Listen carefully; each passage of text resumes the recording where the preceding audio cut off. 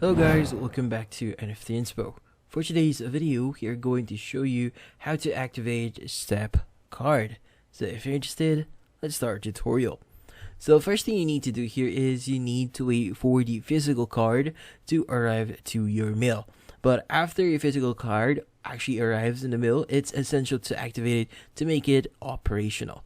Now, the activation process is a straightforward process and can be completed through the Step app itself. Now, first thing you need to do here is you need to open the Step app on your device and navigate to the Manage Card section. Now, from there, locate and select your physical card from the available options.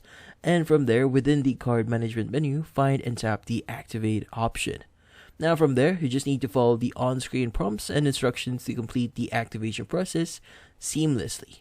And from there, you should be good. And that's about it. So hopefully this video was able to help you. Like and subscribe to NFT Inspo. Thank you for watching.